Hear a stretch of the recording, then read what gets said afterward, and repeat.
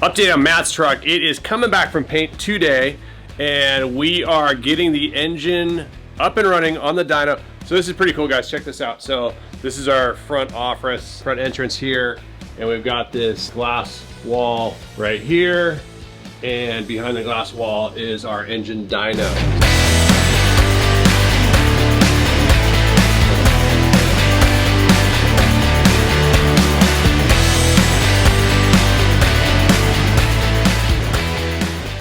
So we are running Matt's engine right now. Check this out, kind of sick. Secret doorway. And inside here we got Matt's engine.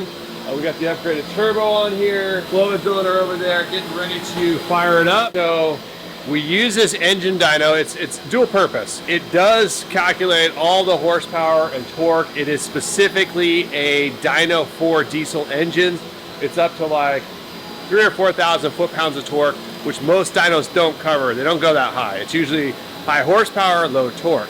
This one is specifically designed for high levels of torque. So it's a diesel dyno. So more importantly, we use this for a break-in procedure. We use this dyno to go through on a specific program that we've designed that breaks in this engine. So historically, people would build up an engine, remanufacture an engine, they'd fire it up inside the chassis, they'd rev up the engine a little bit, and then they'd drive around town a little bit, and they try to put on like 10% load for, I don't know, 100 miles or so, and then 20% and start to oscillate it up and down. It's impossible to do that. There's no way to do that, except if it's on an engine dyno. So we're running it on the dyno right now, and it's going to be running on the dyno for a couple days now. How you looking?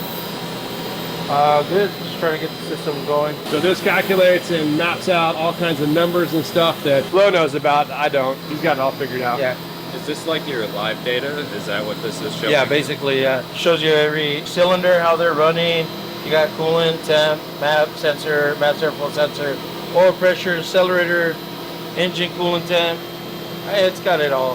And what's cool about it is Flo get the dyno program loaded up, and he fires up the engine, gets going, and then he loads the program and hits start. So what happens is that computer program takes over the throttle and then actually runs it up and down, puts on varying degrees of load on the actual engine. So it's really the proper way to break in an engine, because it's 100% accurate. So no up and down with throttle pedal as you're going down the street. And then, I mean, if it was me 5 minutes into the break-in procedure, I'd be full throttle everywhere I go. So that's not good.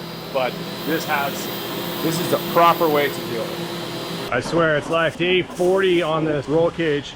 It's just like, once you get into it, there's just so much of work that goes into it, and the detail work, and going over it again and again and changing the design until you finally get something that you're happy with. And we are here, so check this out.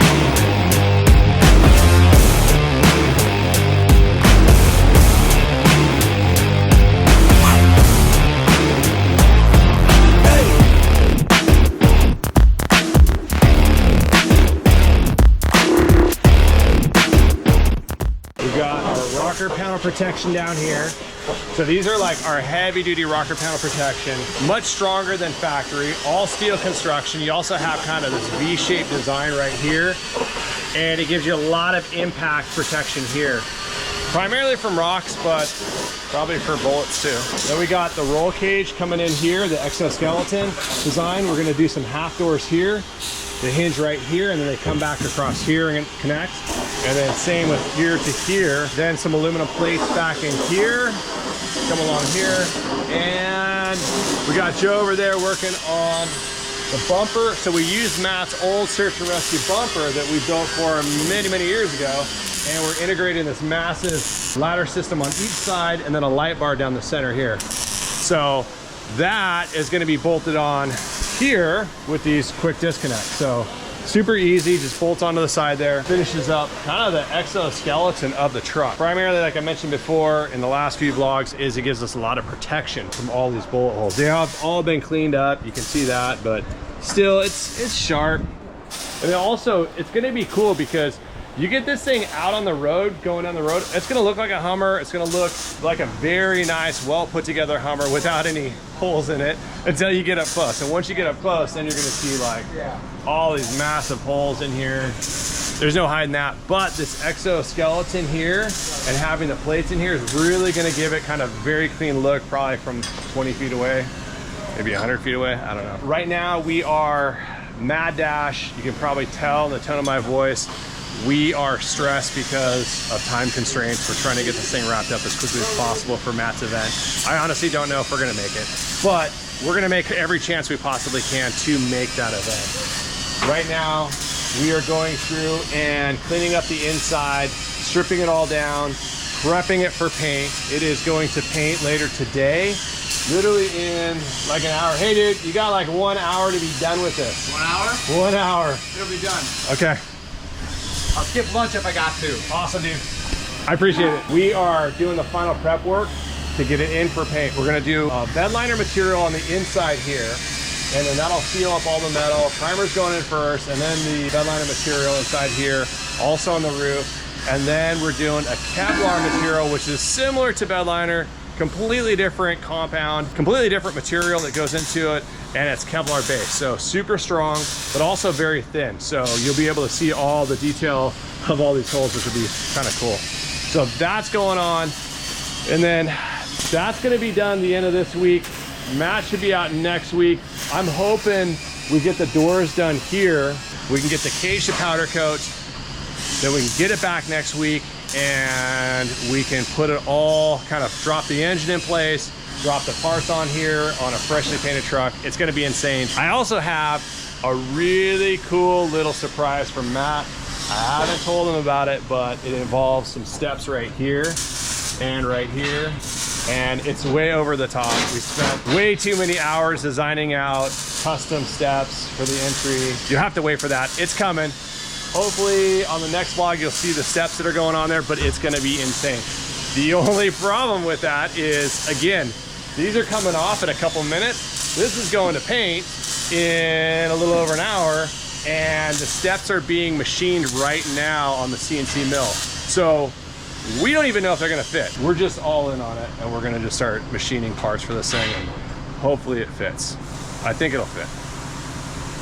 I really hope it fits. I don't know. Stay tuned. Check this out. Dylan's working on the panels right here. As you can see, we've got kind of the aluminum panel that goes in here. This is gonna be the mounting point here, here, down here, over here in the corner, and then you'll have kind of an exposed area here.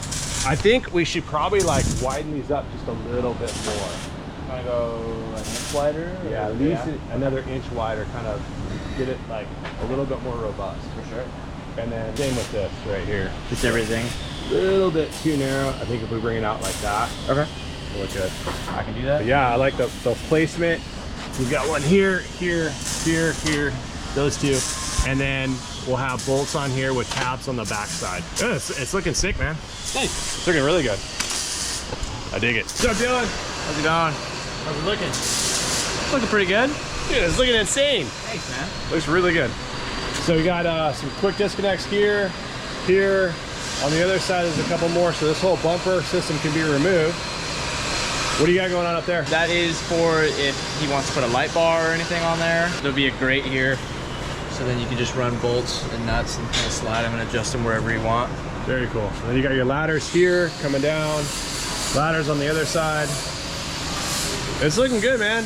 Looking really good. I cannot wait to see it. It's coming up real soon. So what we haven't mentioned to you is we have 6 hours left to get this thing done, get it off. It's got to be fitted. Are you going to take this off one more time and then put it back on, or it's just coming off? If you want me to put it back on, I can take it. I don't think you need to. No, I don't know. It was already welded up before, so. Yeah, it was just making sure everything looks square and everything. So concern that we have is you go through and weld everything in one shot, you're gonna end up like warping it, it's gonna tweak, it's gonna do something weird.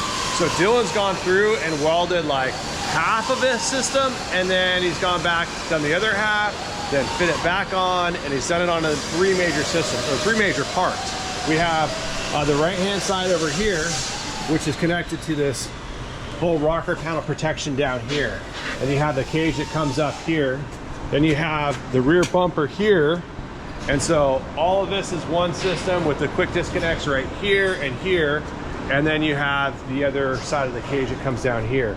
So if it starts tweaking on us a little bit, we're in trouble. And our problem is our deadline. So our deadline's coming up very, very, very soon. So we got to get this guy over to paint the inside of the truck, which we're getting ready for all of the inside to be painted. Actually, it's going to be like bed liner material on the inside.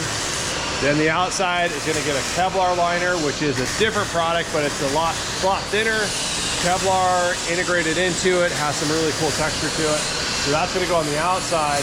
And then in a little over a week and like 2 days, Matt's going to be out here to inspect it, and we got to get the engine in. Engine is just about ready to go. Transmission's done. We got a lot of stuff to do, man. It's looking good. Dylan's doing an awesome job. It's going to be cool because we're going to tie in like some protection here. Oh shoot, dude. We got to do the plates in here too before it goes to paint. Oh yeah, these plates. But you can do that on the ground. Yeah. Oh, and we got to do half doors too. So we're putting in half doors here, but that can again be done Be on the floor. on the ground. So I'm just gonna get this one tacked in. Everything else will come off, and then you guys can have the truck. Okay. All right, cool. And then all this I can do just on the ground. Awesome. Not ideal, but it's gonna turn out really nice. All right, guys, so that wraps up Matt's truck for right now. It's actually at paint, finishing up a paint job on it, and it should be back here in a couple days.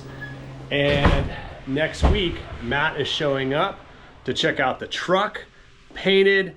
It's gonna be kind of an unveiling because he hasn't seen it painted, obviously. And usually when we get the paint on there, it looks insane. It like brings everything together. So that's next week. I really hope he loves it. I think he's gonna love it. We'll see. I've got my fingers crossed, but I'm not gonna send him pictures. I'm probably gonna stop communicating with him because we have a deadline to meet for the paint job and when he's coming in. And from there, I'm not gonna give him any information on it, and we'll just see what his reaction is. Just rip the Band-Aid off and take a look at it. But I think he's gonna love it. I love it. Yeah, keep your fingers crossed. We'll see if he likes it on the next episode. All right, guys, I'll see you guys soon. Appreciate you guys so much. Thanks for watching, and I'll see you guys next episode with Matt.